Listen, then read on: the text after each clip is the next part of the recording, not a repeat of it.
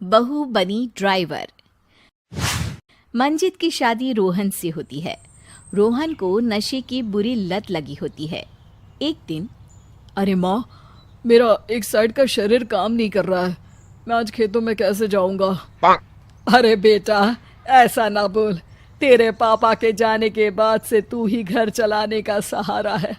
मैं डॉक्टर को बुला लाती हूँ। देखिए बहन जी, रोहन के शरीर के एक साइड में लकवा है। अब वो कभी ट्रैक्टर नहीं चला पाएगा। घर में मनहूसियत का माहौल हो जाता है। लीजिए माँ जी, रोटी खा लीजिए। अरे बेटा, मुझे तो भविष्य की चिंता हो रही है। मेरा एक ही बेटा है और वो भी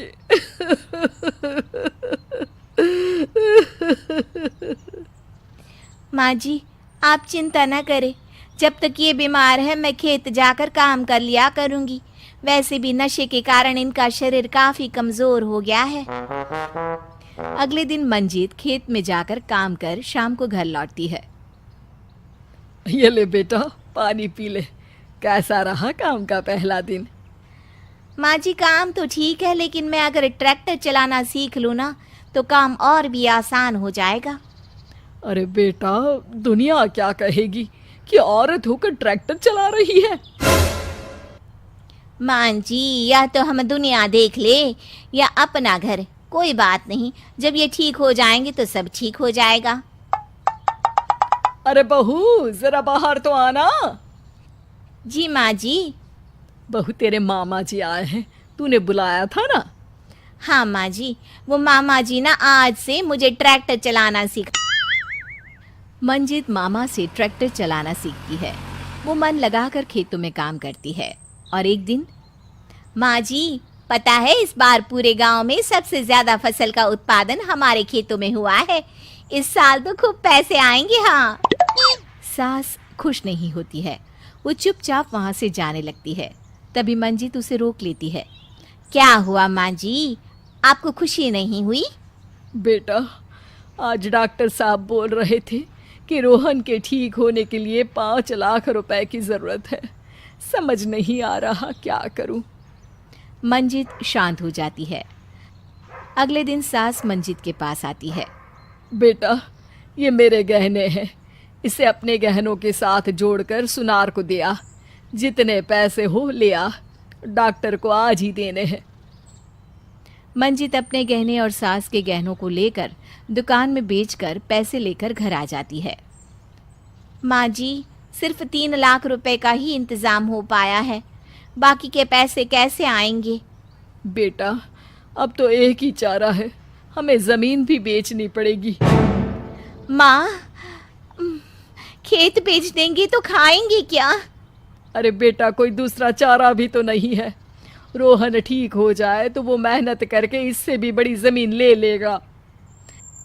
सास बहू मिलकर खेत भी बेच देते हैं। अब पूरे पैसे लेकर सास डॉक्टर के पास जाती है। डॉक्टर साहब, ये लीजिए सारे पैसे। बस किसी तरह मेरे बेटे को ठीक कर दीजिए।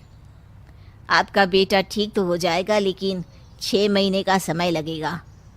सास बहू सोच में पड़ जाते हैं कि अब तो कोई जरिया भी नहीं रहा जहां से उन लोगों को कमाई हो।